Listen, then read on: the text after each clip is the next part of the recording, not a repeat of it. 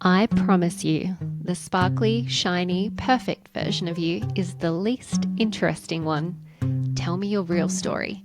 Share with me your messy, wild parts. I'm Lauren, host of Kind of a Mess, showing up to share the stories we all need to hear to know we are not alone on this wild ride. We have an open door policy here. Everyone is welcome. Excuse the mess. Come on in. Nettie, I'm so glad that you're here with me today. We go back to Air Force Wife days, probably known each other for maybe coming up 10 years, I'd say. Yeah, Um, longer. you have always, yeah, you have always been one of those people that serves it up straight, which I've always loved about you. You're a wife and mother, registered practising dietitian, and the founder of Starting Solids Australia. I love how this all started for you. You could see how overwhelming it was for so many new parents with so much conflicting advice on social media, and you decided to do something about it. You created a safe space where families could come for real, trustworthy, compassionate guidance. And now, with your team of health professionals, you are helping parents feel more confident as they make the transition to solids, not just with education, but also feeding products that really support each family's unique needs. I've watched you grow Starting Solids into a beautiful community, and you have nearly 100,000 people following along. And while that sounds amazing on paper, I know it hasn't always been smooth sailing. Recently, you've been open on your platform about the struggles of running a business whilst raising 3 kids and navigating life with neurodivergent little ones. As a busy working mum myself with 3 kids, also on a new path of a little one that's been diagnosed with autism and ADHD, I am so excited to have this conversation with you. So, welcome. So, let's go back to the beginning of your business story. So, what was happening in your life when you first came up with the idea of Starting Solids? Wow. Gosh, I struggle to even think back that far. It feels like I've only just started, but it was 5 years ago now that it was born. It was actually back in our Phoenix days. So you and I didn't have any combined Phoenix days because I think we posted over just as you guys posted back, right? So you guys left the country, I think, a week or so before we got there. Yeah, I think there was only a really short crossover, wasn't there? Yeah, if that. I'm not even sure if we Gosh, I can't remember. It was so long ago It's now. all a blur. Yeah. I So we posted over just as I'd only recently graduated as a dietitian, and I had Ace was when did we go over? We went over in December. Did we go in December or end of November? So Ace had only just turned 2, and Archie was like 7 or 8 months old. So I was in the depths of parenting 2 babies essentially. I'd only just recently graduated as a dietitian, and I don't remember specifically what type of visas we were on over there, but I remember it was a huge deal. If we wanted to actually work, we had to go and apply for some sort of different visa that took 6 or 7 months to get through. And then if I wanted to work as a dietitian, I had to actually do another internship over in the States. So I kind of had decided I would just stay at home and be a mum while we were over there, depending. At the time we thought we'd only be over there 18 months or 2 years, no longer. So I thought that was the right choice for me at the time. And I very quickly realised once I was over there that I was going to be very bored if I just was a mum for that period. I've never been the kind of person that could just do one thing. I've always had to do multiple things on the go, and I think that comes from being neurodivergent myself. I'm not comfortable unless I've got 1,000 different things on the go that I'm prioritizing. So I was at home with both the babies, and I spent a lot of time on social media. I was in all the mums groups because I had a toddler and a newborn, and well, not a newborn but a 7-month-old, and being a dietitian that had just gone through that process of starting solids twice, I was heavily in a lot of those feeding groups and just realized just how much misinformation was out there. But not only the misinformation, people just being really nasty and judgmental to each other based on misinformation. And I just thought, what is the point of this? Is this because people don't feel like they've got a safe space that they can go and ask questions of, or they're scared of asking questions because of the judgment. So I just started a Facebook group and I called it Starting Solids Australia. And I think I invited all of you girls that had babies around the same age as mine. And within a month, we had 30,000 people in there. And from there, it just took off. Wow, that's huge, isn't it? It just shows exactly that there was a need at the time. And I do remember around that time, I had Teddy, who was probably about 12 months old. So I kind of just started going through it myself. It was kind of the rise of influencers on social media as well. Everybody being able to have a voice. And probably not as much as now, but it started to get a little bit noisy and lots of different concepts that you'd never heard of before, like baby-led weaning, moving away from, feeding purees and stuff like that. And it was so confusing. And then I think also at the time there was this rise of, um, you know, adding to mother guilt of you need to be doing it in a certain way or, making your own bone broth or your own bone marrow to feed a baby. And it's just, there's already enough guilt and you're already so tired at that point in your life that you're like, what is that actually what I need to be doing? Because I feel like I don't have the capacity of that for that. So it's such a beautiful platform. There is still so much of that now, like those, I want to call them influencers, or those platforms that promote that sort of elitist way of feeding. They are the ones that become so popular because it's that perfect parent ideal and people look up to that and they want to follow along to that. They want to see that stuff in their feed. But there didn't seem to be a place or a platform for those of us that were just feeding like everyday family foods or family meals, not that elitist sort of feeding. So I think that was part of what I wanted to do, was show that that is not the only way. And whilst there's nothing wrong with that, if that's how you eat as a family, it's not how most of us eat. So if it's not how we eat, that's not what we should be idolizing or looking to do with our children. Yeah, exactly. And it's especially if it's adding to an extra level of burnout for you.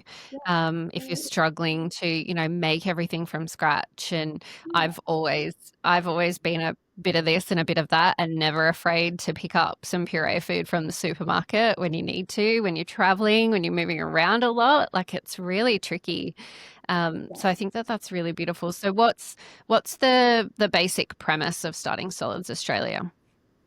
So it's grown and changed, and I feel like every few months we pivot and we're just still finding our feet, because even though we've been going for 5 years, we're very much still in our infancy. And um, the grounding, like we were born to support parents and give them that place to ask advice from people that were qualified to answer it, but also a place to seek non-judgmental advice from people that understand that every family and every baby is different and everyone's goals are different and what's healthy to everyone is different. So that is why we started, and that is always going to be our vision and our brand direction.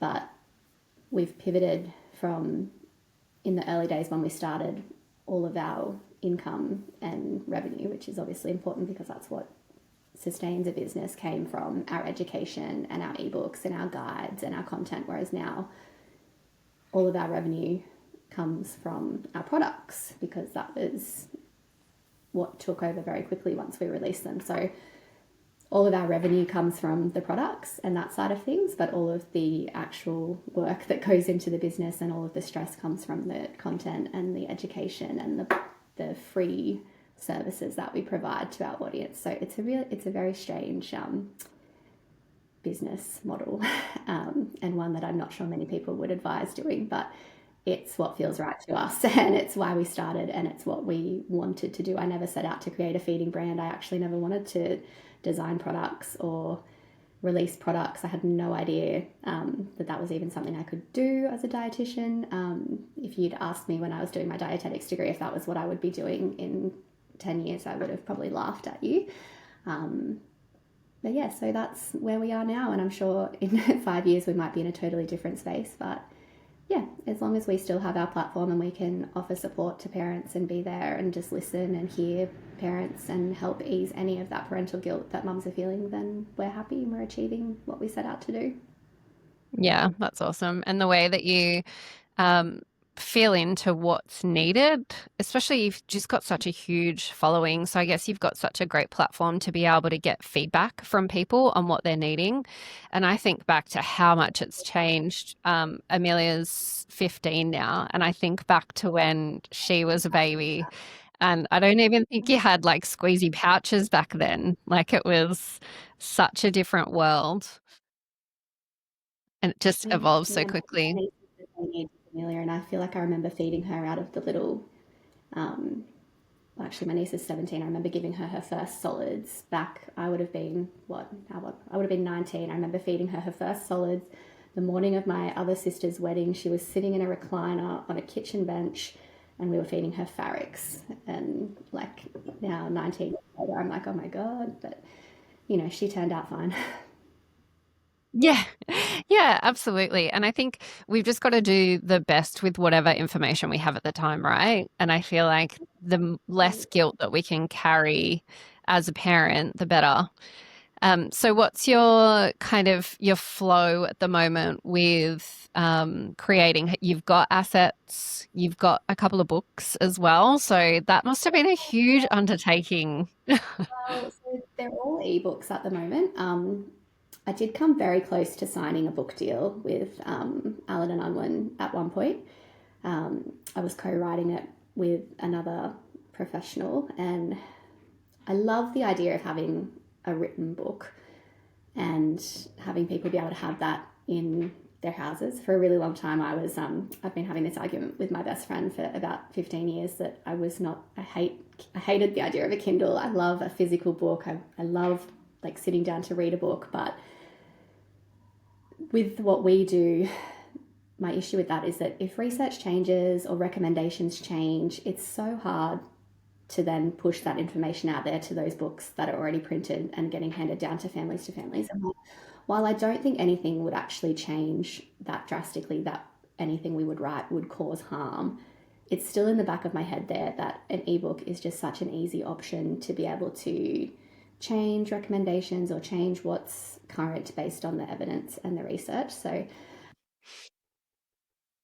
like even our Starting Solids library, because we have recipes and resources, we have over 200 different resources on there on different topics. So even just going through and doing like a quality assurance and credibility check every 6 months to make sure that everything is up to date and that there's not been any new evidence or research that has been released is a huge undertaking. So I kind of decided against doing a book deal, along with the fact that when you publish a book, the royalties that you get is so small compared to what, like the amount of effort that goes into doing something like that and then passing it off to a publisher to make most of the money from it just didn't seem like the right path for me as well. Yeah, I've heard that a lot. A lot of people are choosing to self-publish a lot more now because otherwise it's just not viable or just not worth it Yeah, for the investment of your yeah. time. You mentioned before that you're neurodivergent. I don't think I knew this about you. I think like most, I want to say mums or most women in this age range at the moment that are getting these ADHD diagnoses, I don't think I really realized or started looking into it until I started exploring my kids' behaviors and went, oh, these are all sounding very familiar to me. And this is explaining a lot of the reasons for why I am the way that I am or why I have the quirks that I have. So yeah, I got my ADHD diagnosis, gosh, feels like yesterday, but it would be about 18 months, maybe 2 years ago now. And like, I can't even describe how life-changing going on medication has been for myself, just in my ability to function, my ability to make it through the day, not feeling... I've had friends describe me as a squirrel on cocaine with the way that I switch between different tasks and don't finish things. I think I was able to mask really well through my childhood and my adolescent years because I didn't have an overwhelming amount of demands on myself. But once kids came along, life things like moving countries, moving to different towns where I don't know anyone, and have no support systems in place, really sort of reduced my ability to mask and cope with things. And that's when I sort of realized that my behaviors and my quirks became a lot more prominent, and my ability to function diminished drastically. And I hit that sort of ADHD burnout that lots of people talk about, but I didn't really realize it was ADHD burnout at the time. I just thought it was regular burnout, which I've come to learn are two very, very different things. So Tell me about that though. um, That's an interesting thing to learn about. I don't know what ADHD burnout is, and probably a lot of people don't. so how do I explain it? I know, because I'm not a therapist by any means, and this is just my lived experience, but I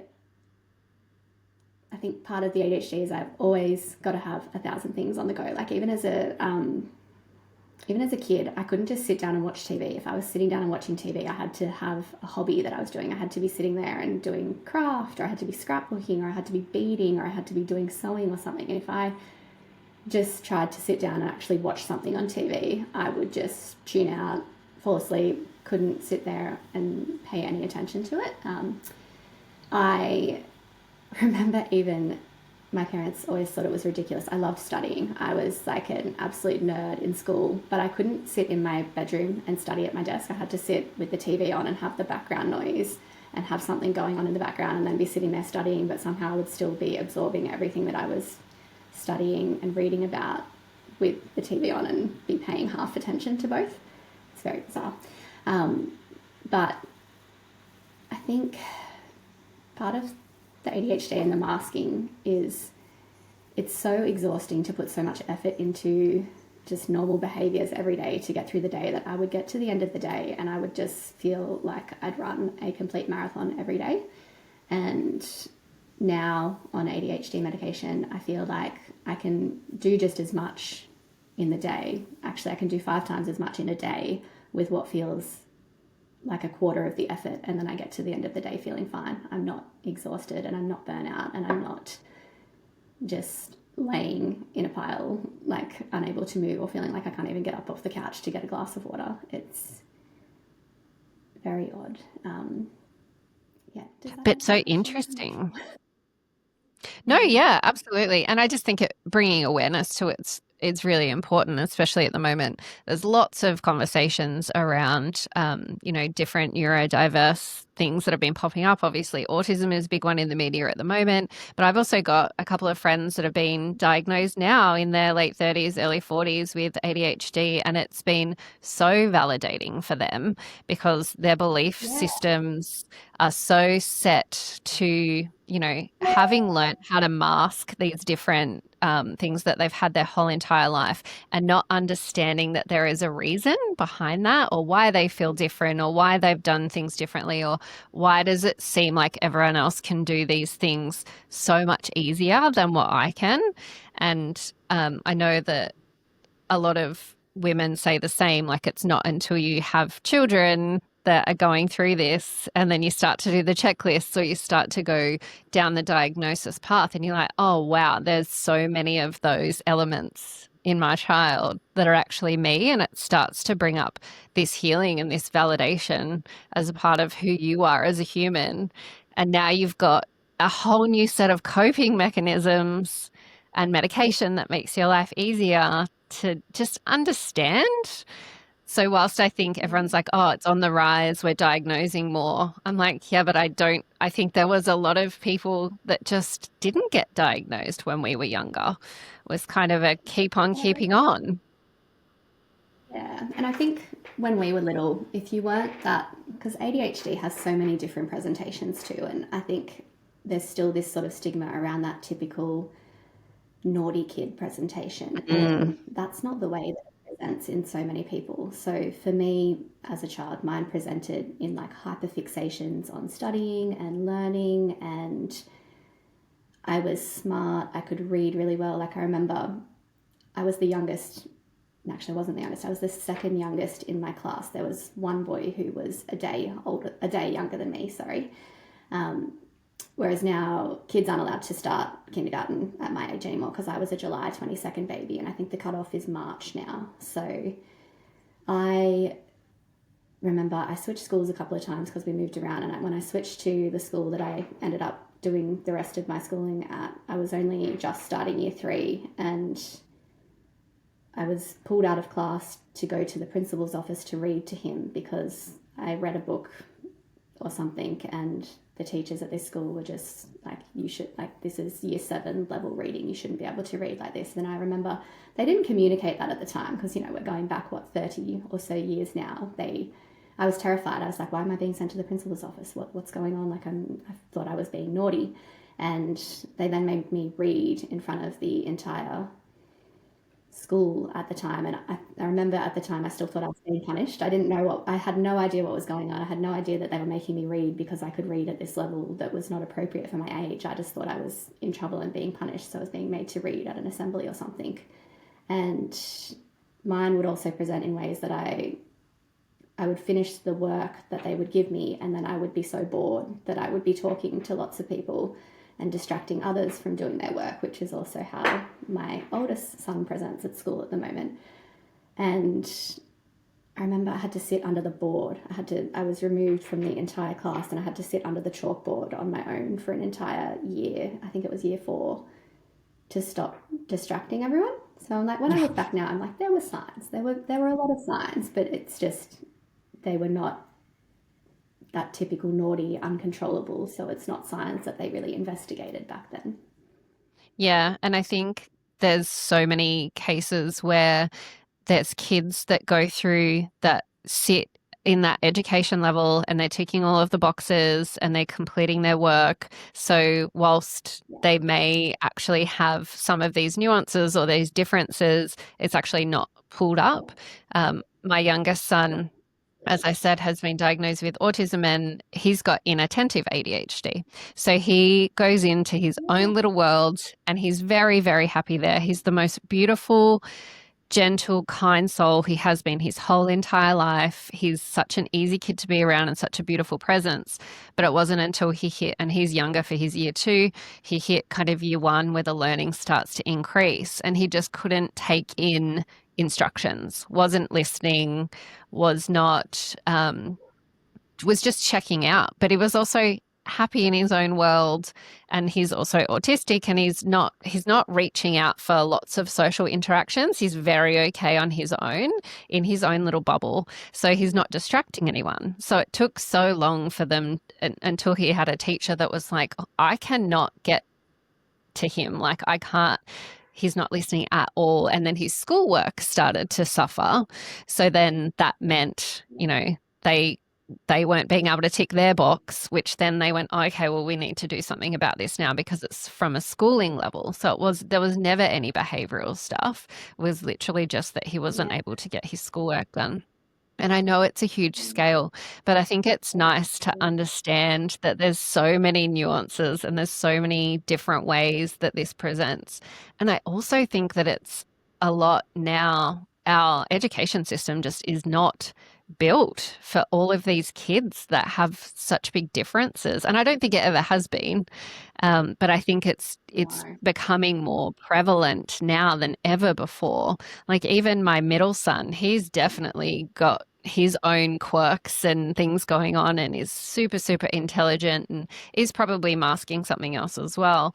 But he'll sit in the middle of the pack and he'll get his work done. So it's not as much of a kind of an alarm for that. But yeah, it's tricky to know how to move forward and what's right for them, in a world where you're like, oh, well, it doesn't really make sense, and I don't really like that it's done that way, but this is kind of the way that it is in our society at the moment, and it's really hard. And then I just worry we get them through the schooling system, we get them through this environment that's not built for them, and then they go out into the real world that's not built for them either, because we still very much live in a society that is built around neurotypical people and designed for neurotypical people, and anybody that doesn't function that way doesn't quite fit in that world or perform in that world quite as well. Yeah, there definitely needs to be some changes, doesn't there? And I'm not quite sure how that happens, but I definitely hope that it does, that all of these things that are starting to come out, that we can, yeah, make a better world for, because everyone has their gifts, right? And I absolutely see my kids, they've got these superpowers, and I can see that they're going to be brilliant, but it's going to take them so long to Yeah. find their way to that path where they can truly be Yeah. themselves, and then they're commended and rewarded for those particular things. And I guess Yeah. it's our job to try and help guide them and see those superpowers in them and see how brilliant they are and try and, nurture the gifts. And then also, in the sake of my son, we've chosen to medicate him as well. And his schooling has changed completely. Like he now focuses, he follows morning routine, he's getting all of his stuff done, he's ticking all the boxes, he's doing an amazing job. And that was a choice for our family. We're like, okay, how do we want this to play out? We want to give him the absolute best chance that we possibly can to survive in the world that we're living in at the moment. And you're on this journey with your boys as well, both of your boys, or just one? Both. So we don't have formal diagnoses yet, or diagnoses, I should say. My oldest, I can say hand on heart, is 100% ADHD because he's that typical hyperactive, that very typical presentation, very similar to what I was like with the getting the work done, reading. I don't know if you remember when he was little, but he could talk. He would have full conversations with grown-ups at 18 months old. He could speak full sentences and hold a grown-up. It was bizarre. And I don't think I really realised at the time how unusual it was because that was all I really knew. Like I had lots of little nieces and nephews, but they were a fair bit older by the time he was that age. But he'd thrived on no sleep. Like even as a newborn, he would get 8 hours of interrupted sleep and he would thrive. He was a happy, settled baby when he had absolutely no sleep, and he's still like this to this day. He doesn't go to bed till he probably falls asleep at 9:30, 10 o'clock most nights, and he's up at 6. And so most days he goes to sleep after me and he's awake before me, and he thrives. He absolutely thrives on just bare minimum sleep. But he's that hyperactive, inattentive, just can't stop talking, butts into every conversation, can't let people finish questions. So that is, for us, he's the easy one. Like as much as he's got lots going on and he's lots to manage, and he also has aggression issues and anger issues that come with that, he's still easier for us to manage than Archie, who is on a very different journey. And we still don't have any answers as to exactly what Archie's neuroprofile is. He's a bit of a mystery to most of the health professionals that we've engaged with so far. We're waiting. I don't know because you guys are down further south now, but down here in Newcastle area at the moment, any sort of paediatric health professionals, it is an absolute nightmare trying to get in to see anyone. So we waited nearly 18 months to see our paediatrician, and she's not even a behavioural paediatrician, so we're seeing her at the moment, but she's also at our last appointment decided that he's too complex for her to manage. So now we're on a wait list for paediatric psychiatrists to try and get answers, because he's had several failed ASD assessments, and not failed in that he doesn't have ASD, but failed in that he has so much anxiety going on that he can't actually make it through an assessment. So we've failed assessments, and then we've gone out and we've done years of anxiety treatments, anxiety medication, therapy for anxiety, gone back to do assessments again, and we still can't make it through them. We're in one at the moment, and he is heartbreaking as it is. It's good for them to see this side of things, because one of the main issues we have with Archie is that he masks so well at school, and he masks quite well around people that he's not familiar with, but it's us and people that he he's comfortable with where all of his behaviours come out. And so the last, I can't remember what appointment it was only a couple of days ago. His last appointment that he had was meant to be like the cognitive assessment side of things, and he just decided on the way in, nope, I will not be doing that today. Kicking, screaming, swearing, hitting. Michael, because he wanted the psychologist to see these behaviours, to see that this was the kind of stuff that we're dealing with multiple times every single day. So he carried him kicking and screaming down Hunter Street into the psychologist's office. He hid behind a chair, still kicking and screaming. We kind of, in the end, bribed him to go into the room, and then he did a couple of the questions, and then it all kicked off again, the kicking, the screaming. All the other psychologists are coming out of their rooms. The psychologist doing the assessment is like, I've never in my time doing this seen anything like this. Like, this is not good. This is not, just, yeah, totally off the charts in terms of what anyone has seen or understands. So, yeah, complete mystery at the moment.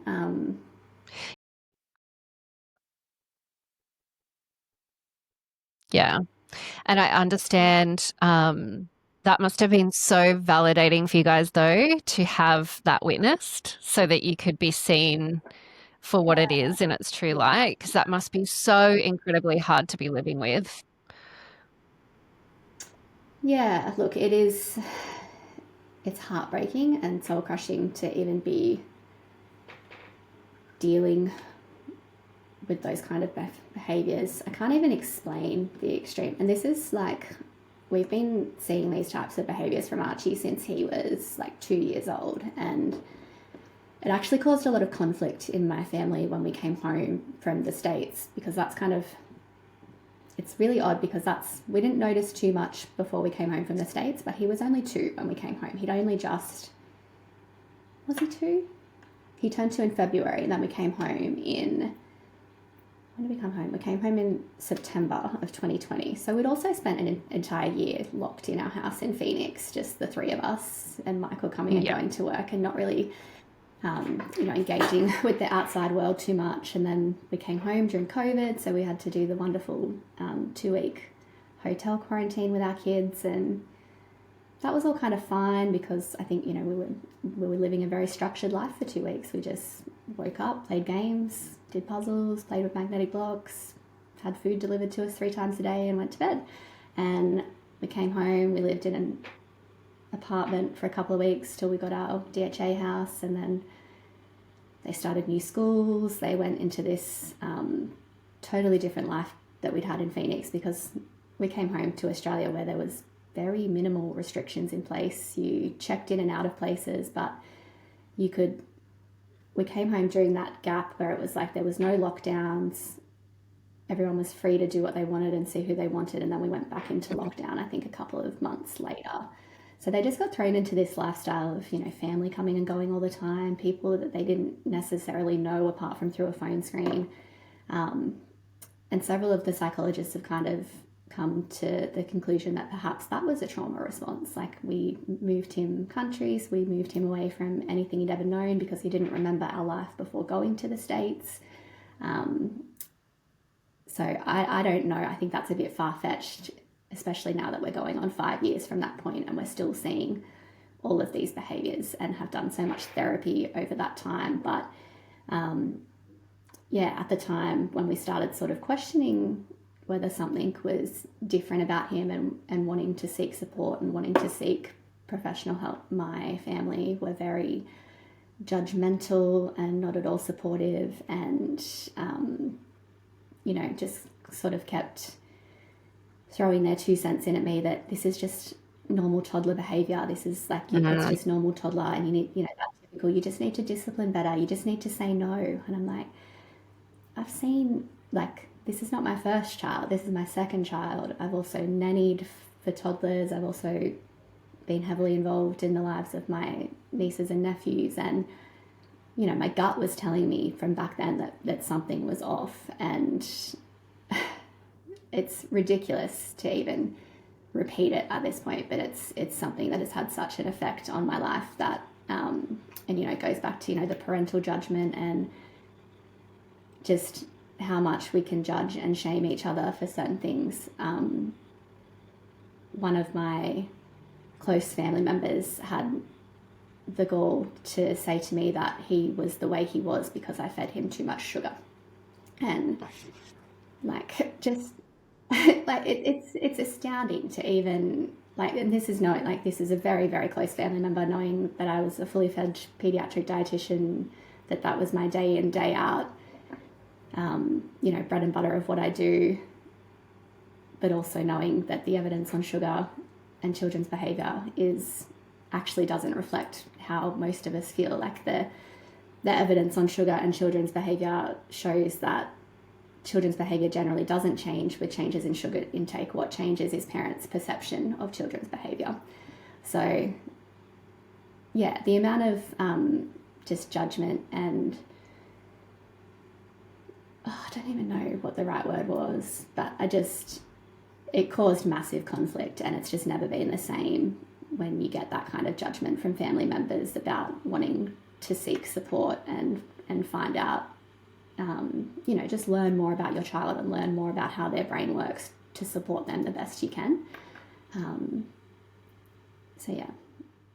Yeah, it's tricky. I understand that. And I also understand probably from a little bit the other side. Obviously, this is extreme and it's so hard because all you want is love and support from your family when you're going through something that's really difficult and unknown, something that you've never come across before. I know that people want it to be okay.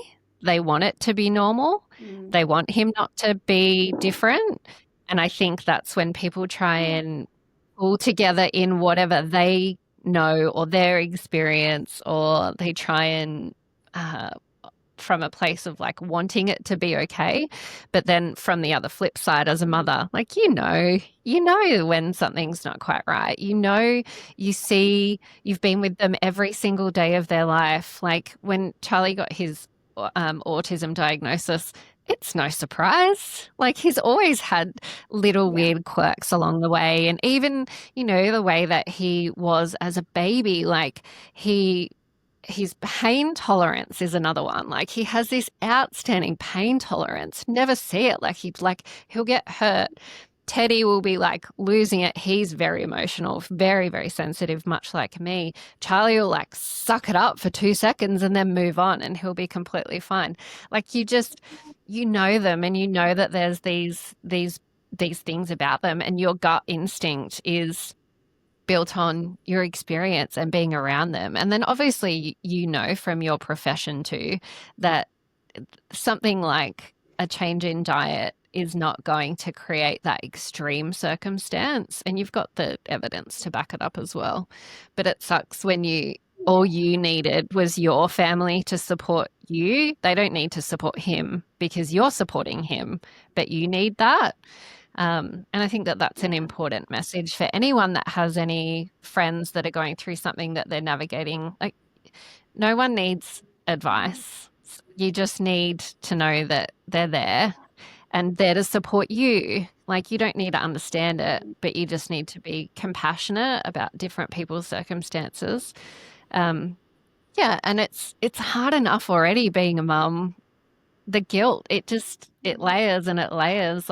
You want your kids to thrive. That's all we want, right? We want to know that they can go out into the world and be exactly who they are, and they're going to find things that they love, and they're going to have friends that accept them, and they're going to find joy. And that's all we want. And that's what moving through these different stages of trying to get help and trying to get guidance is trying to lead us to that end point of, well, not that there's ever an end point, but to these experiences where they just get to live their life as them and don't have to suffer because life's hard enough. But yeah, that's so amazing.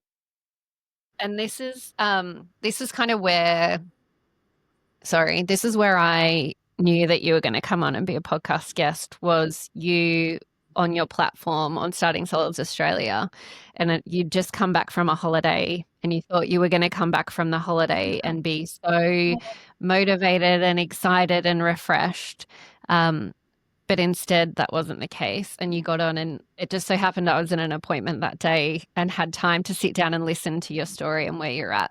So, explain to me what that's like for you at the moment. It's you've got this huge successful business, and then you're also juggling all of these personal things in your life. Tell me what's going on. Yeah, it's it's been a minute. I kind of just had so many things happen all at once too. And like anything with neurodivergent children, it's a journey, and we kind of got to this point where it was worse than it had ever been before, and we've kind of pinpointed, I think, it to a medication that Archie's on. So his behaviour's just escalated massively. So he's always been he doesn't have the diagnosis yet, but it all points lead to this being it will be one of his diagnoses, that he's got this specific autism profile of, it's called PDA. I don't know if you've heard of PDA, like it's pathological demand avoidance. So it's essentially any sort of demands and his nervous system just shuts down. So asking him to do anything that he is not interested in doing. So asking him to brush his teeth, go to the bathroom, not even just like jobs or tasks or chores around the home, but just daily hygiene, self-hygiene, like brushing his teeth, going to the toilet, having a shower. It can lead to hours and hours of just negotiations and arguments, and I want to call them tantrums, but I know that that's not the right word. It's meltdowns. It's his central nervous system shutting down and just not able to respond. So if you think of that in the context of managing, and I can see it in our house because we manage other children that don't have these demands, just how much extra work and how much extra parenting that adds to your day. There's just no way. Like I've never had time since my children were born for myself to really do the things or do anything for myself. And you know, the whole, you can't pour from an empty cup. I feel like my cup has been empty since the day I had children, but you just keep going because that's where we're at. And whenever I'm pouring from my cup, it's always into the business or into the kids or into my husband. And I got to this point where I went, I'm not even doing anything for myself, but I'm still struggling to keep up with everything. And I got to this point where I went, this just needs to stop. Like it was at the point where my relaxation, I would go and get foot massages so that I could be sitting in the chair having my feet massaged while I was working on my computer, because I was like, okay, well, this is a compromise. I'm getting a nice massage, but I'm still dedicated, like I'm still doing the work that needs to get done. And my business was built at the time where I would put the kids to bed at night and then I would work on my computer for hours, and that was where I would get the bulk of my work done. I would be between the hours of sort of 10 p.m. and 2 a.m. was where I would work most days and get everything done. And that was okay for a while where their behaviors weren't where they are now, but now it's that burnout of trying to work all night, then get up in the morning and deal with everything we have to deal with and then do it all over again the next day. So I kind of came back from that holiday where I think it's the same for anyone who has kids. I don't think a holiday is ever a holiday once you have kids. It's still parenting and dealing with all the normal pressures of having kids, but just in a different place. But for us, it was this next level of extreme. Like we can't actually, I don't even know how to explain it. We can't go anywhere or do anything. Like we can't even go out for a bike ride or go to the playground or go to a meal at a restaurant without there being an issue. Like there's always a meltdown. There's always somebody cooking off at somebody, and it's just not enjoyable. So yeah, I kind of just got to this point where we came back from this holiday where we dealt with just so many meltdowns every single day, and went, gosh, like we just can't keep going like this. And I'd had my other dietitian that worked for me, who was the main other member of the team, had actually resigned the week before we went on the holiday because she had similar burnout happening in her life. And so when she resigned, that kind of gave me, like, I felt like I didn't have to keep everything going to the level it had been going because I didn't have her relying on it as well. So I sort of came back and went, you know, enough's enough. I've got a year, so I'll have the end of this year and then I'll have next year before Laura goes to school. And I went, like, I'm just going to stop. I'm just going to rein it all back in, pull it back, let it just flow along and be what it's going to be for the next 18 months. And then I'll go back into trying to scale it and keep it growing and make it bigger once I've got my kids all in school. Because at the moment I've been trying to do everything that I've been doing, and I also started a second business, which probably wasn't a great idea, but you know, it seemed like a great idea at the time. And I'm really lucky to have a really brilliant team in the store now that is just an absolute like right arm for me. They are brilliant. But I have done the last few years with only having basically 15 hours a week child free because I drop, it's 3 days. Rora's only in daycare 3 days, and then the boys only have the you know, by the time I drop them off at school and get to wherever I need to go, whether it's the shop or the warehouse or home to the office here, it's like 5 hours before I'm leaving to go get them again. And they've never really coped overly well with Ush. They refuse when we've gone on holidays. The last couple of holidays we've gone on, I've had kids club on the cruises, and Archie, that's just like a flat out, it was not even worth entertaining the amount of meltdowns that we would go through just to get half an hour of kids club before they would be calling us saying he was inconsolable, needed to come and get him. So I just kind of gave in. I'm like, why am I fighting this? Like, this is, they want to be with me. This is time I'm never going to get back. So I'll just be a mum, or dedicate, like, my main priority just has to be being a mum, running the household, doing all the grocery shopping, making the food, looking after the kids, being present with them.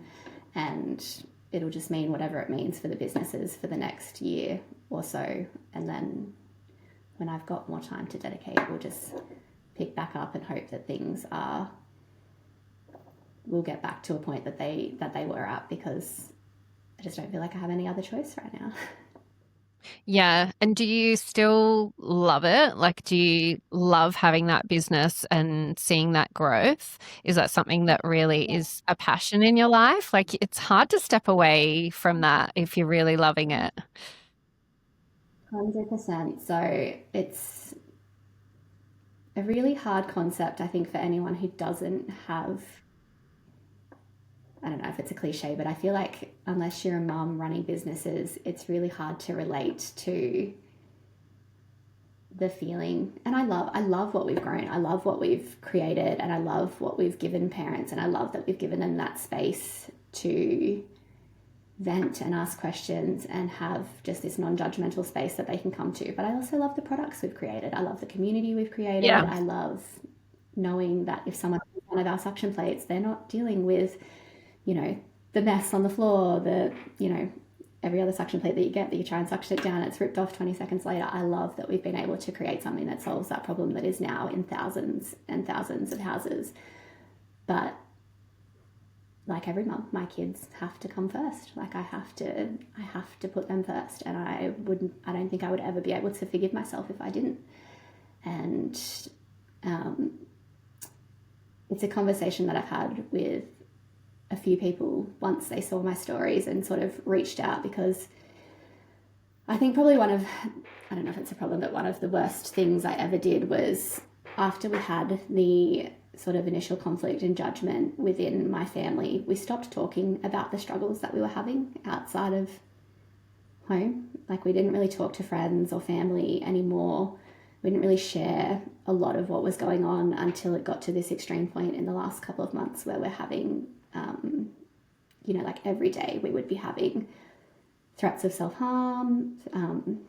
And Archie's at a really hard age where he's only 7, he's nearly 8, he turns 8 in February. So when a child of that age is talking about killing themselves or talking about wanting to die, a lot of health professionals and a lot of parents still see it as like just this attention seeking, like they don't mean it, they don't really know what they're saying.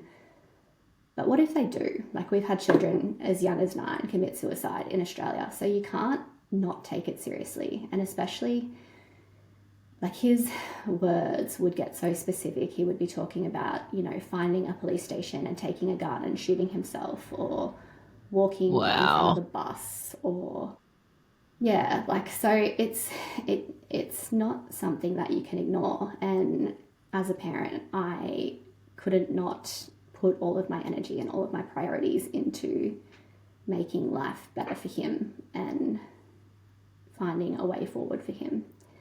But I am still gutted. Like I am devastated at having to step back from the businesses, because even when I said about like, you know, my time out would be getting foot massages and working on my computer, that feels like a break to me. Like I love what I do. I Yeah. love working. I love talking to my audience. I love answering their questions. I love like designing the products now, working on new things. I love everything about what we do. And a few family members that have sort of reached out and said, oh, you know, like I think this is a really good move for you. You look so relieved. I think, you know, this is a great choice. I have just kind of said, like, I'm not relieved. I'm not happy. Like, I'm not feeling like I don't want to do this. I'm doing this because I don't have a choice. Like, I can't not put my children first, but I am devastated about stepping away from what we've built and worried about what that will mean for the future of the businesses. But, you know, on the other side, I'm like, I built it from nothing initially. So it's at a point now where, you know, if we just let it plod along and do what it does for the next 18 months, I should be able to step back in and pick it up and keep going. So, yeah, it just is what it is. I think nobody's life is perfect. We all have different things going on.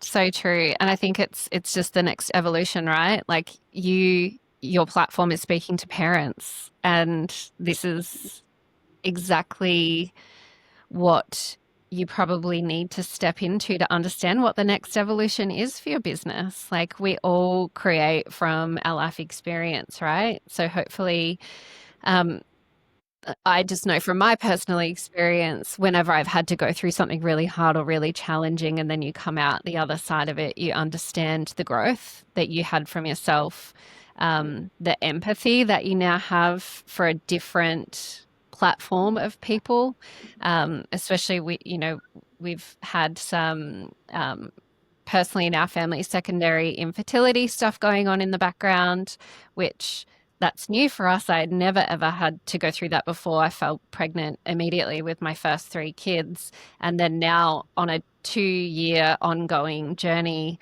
it gives me so much more understanding for those people that have had to go through infertility and pregnancy loss. And whilst it's been heartbreaking for us, I love the perspective and the openness that it now gives me to be able to have those conversations with people about that, because I understand it. And it's such you have to take the challenges as lessons and then a gift, right?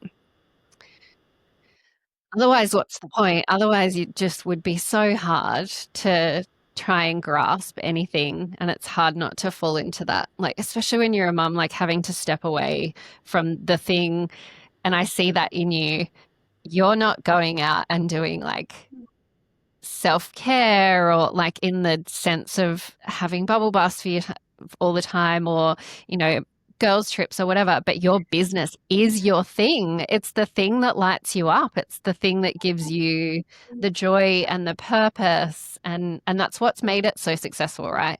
Like if you didn't have that, you wouldn't have been able to build that. And that is you. That's all of you that you've put into it, your heart and soul. So You can do anything, girl. You are amazing. Like that business is fantastic. It's such a good platform. Even going onto your website and going through all of your assets, it's so beautiful. It is, and I absolutely love what we've built, but it has to come to a point where it can be sustainable without me as well. And it's so funny because I listen to so many different podcasts and platforms, and there was who was it by? It was an Australian women's business podcast, and I think they were who was it? It was the whole concept of like, can women have it all, which I guess is what we're talking about here as well. But it was the founder of Cuba. I can never remember her name, Hmm. but she kind of ended the podcast with, she has these amazing businesses. She has this huge platform. She's a mum, and it might look like she has it all, but she doesn't have friends. She doesn't Uh, socialize. She doesn't hang. And she's like, that's my choice. I've got everything I want, and I've got my family, and my spare time leans into those. And I sort of listened to that and realized I'd gotten to that point as well. Like it had been so long. Like I still have friends. Of course, I still have friends. I message people, I chat on the phone, we send voice messages. But I listened to that and went, how long has it been since I've actually caught up with a friend? Like just one on one, without kids, without husbands, without anything else other than to just catch up with a friend. And I couldn't even answer that question. And I went, this isn't what I want. Like I want to have it all. I want to be able to have everything, not choose the parts of the all we're going to have. And I do think it's possible. Like I think women can have it all. Men can have it all. So why can't women? It has never made sense to me that we can't have it all. yeah, I agree. It is busy and it is tricky. Uh, I think there's I don't know if you find this, and it's tricky given your home life circumstances and how really challenging that is. But I feel like I go in and out of flow with it. Like I'll have a week where I've like got all of the things that I need done on a Sunday. I've done all of the washing. Everyone has closed for the week. I've done a grocery shop. The fridge is full. Um, Amelia's pretty self-sustaining now, so that makes life a lot easier as well. She's 15 and she has to put in her effort and she helps out a lot. So we've got chores in our house that need to be done, and that also takes away from the workload of me, which I'm excited as the kids get older to take on more and more. But I'll have a great week and everything will be on track. But it literally takes one day of me not showing up in every area of my life, and then it goes, and then it takes a few more days to get back, or it'll go for weeks Yeah. and you're like, oh my god, I'm drowning. But there are these moments in it where you're just flying and you're like, yes, I've got this. I work full time. I'm finding time and space for a podcast. I'm getting a little bit of exercise in. I'm eating right. Like i I think you can. I think you can, but you need to be so intentional about it. Being intentional is the key. Waking up every day and being like, what do I want to get out of today? Or what is the key thing I want to get out of today? And if it's just keep on top of the housework, which is sometimes a key for my week, like whatever else is happening, I just want to get to Friday and not have a mountain of things to do. And I think but yeah, I agree with you. Yeah. And it feels I feel like good. if I'm not on top of it, ebbs and flows into everything else that I do. If I don't have Yeah. the grocery shop done, I don't have meals planned, I don't have the washing done, my space isn't tidy and organized, then I feel like if my external space isn't organized, then my internal space is chaos. I So am 100% the same. it's I need just everything, everything tidy, which is, it doesn't. And sometimes I have to just let that slide. But I do. I like it all neatly lined up. And then trying to give myself grace when it's not. yeah, exactly. Giving yourself grace is definitely one of those things. But I feel like as soon as you have kids, there's this big gosh, I will never remember like my very first what were the nurses that come to the home, the nurses or the midwives, the child maternal health nurse came over right after Ace was born, and they ask you all the screening questions for postnatal depression, and she's like, do do you get anxious or worried when things aren't in their place? And I'm like, yeah, I like everything being in their place. And she's like, well, you just have to let go of that now. And I'm like, I can see that now with three children that run chaos around the house, but back then I didn't want to let go of it. Like that made me feel good, and it still makes me feel good to have things put back in their place. So why do we have to let go of that? Like I'll let go of it to a degree, but I feel like there's there's a reasonable level. Yeah, I'm the same. It is my sanity doing a refresh, trying to get everything back into its place. And then sitting down with like a glass of wine or a cup of tea and it's all done and it feels good. But I feel like that's a huge part of my personality as well. Like that's not just something that, I'm forcing myself to do. It's something I really like. And I've been like that since I was a teenager. Like my mum went back to work when I was 13 and I would be the one that would come in and try and clean the house. And it was also for her because I wanted her to come back from work and to have things organized. But I loved nothing more than having the house clean for her. And then she'd walk in after a day of work and it was like probably a bit of people pleasing there. And there's probably some therapy that needs to be done too. But yeah, I like it, and I love creating spaces for my family. I love creating an environment where everyone feels good in it. Yeah, so I think we can have it all, but maybe just not all for them at the moment for you. But you already do. I mean, it's not as though you're leaving your business, right? It's set up. Like it'll tick away. Your products will still sell. People are still having babies. Yeah, certain parts we've got to rein back in, and a big part of it for me has been the social media side, like the pressure I feel to show up constantly and have constant content rolling through. And I think the biggest learning lesson I took from that is we've got this huge audience now. Like we have a huge following across most of our platforms like Instagram, the Facebook group, TikTok, whatever else exists out there is tenfold of what it was at one point.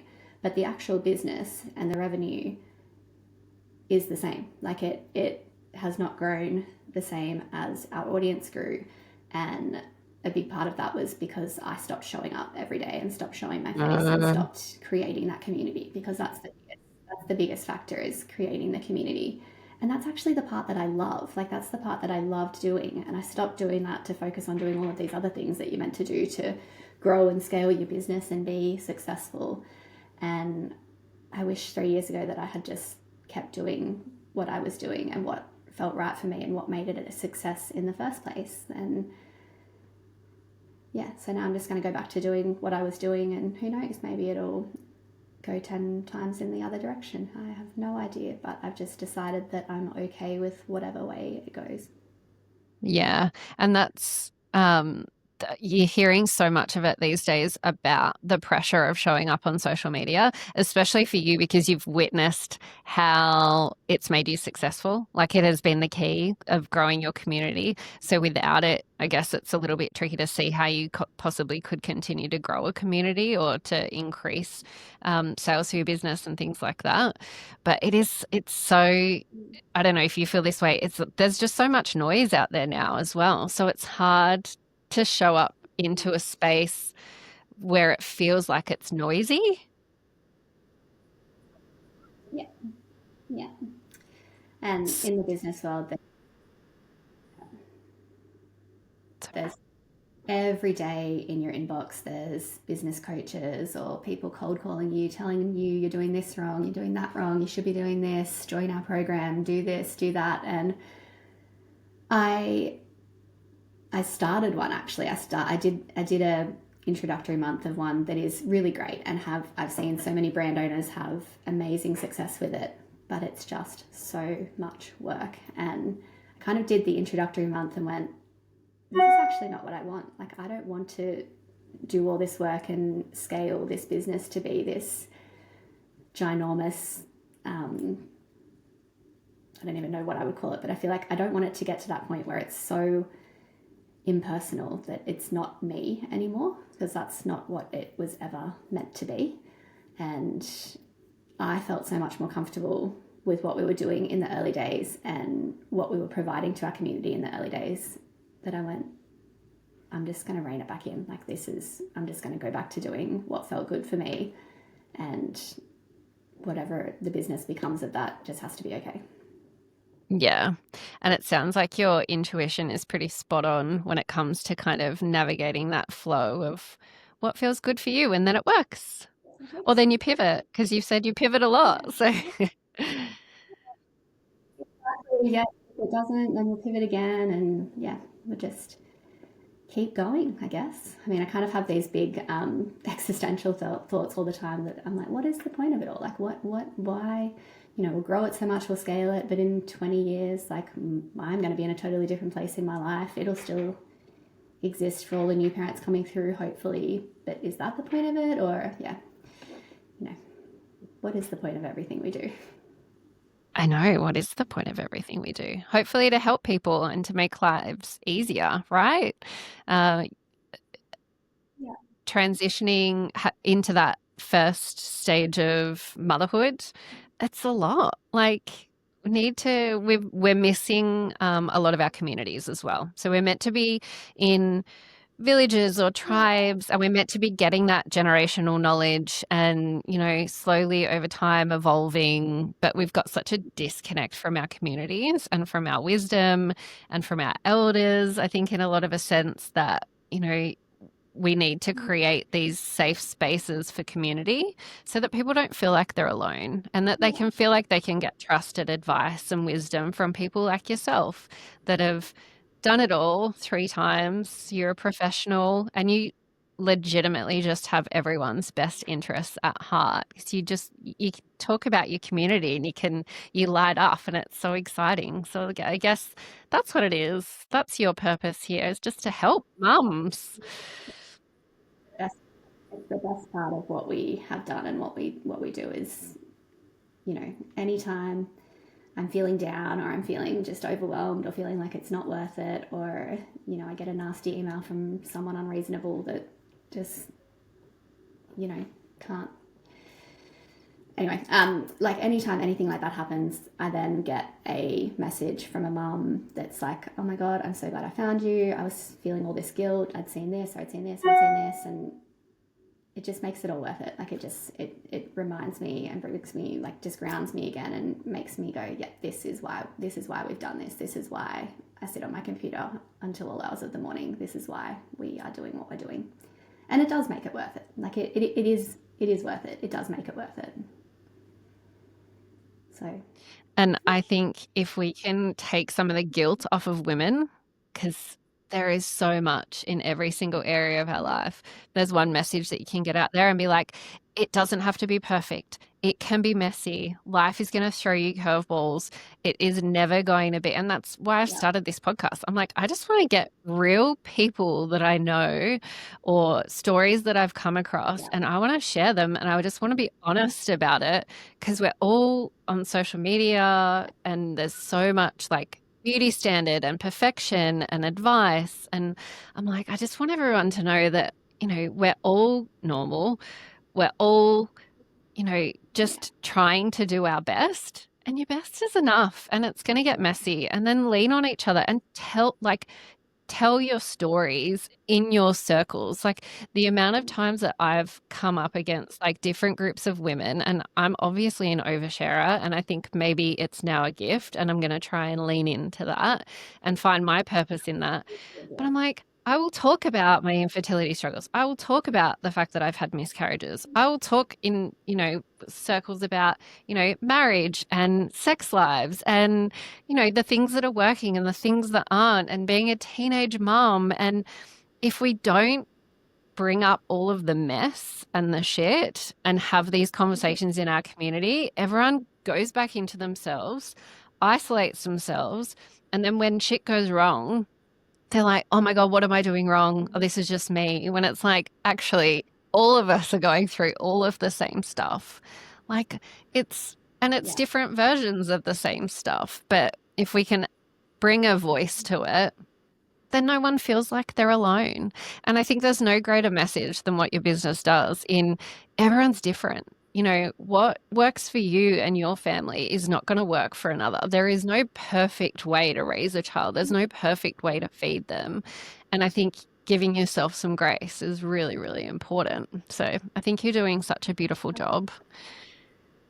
And I can't wait because Thank you're you. not afraid to share, and this is what I love. And I can't wait to see what your year, like you stepping back out of that business and then maybe telling more of your story and leaning back into who Yeah. you are and who your community needs you to be, or even giving a voice to people in your community is another amazing thing too.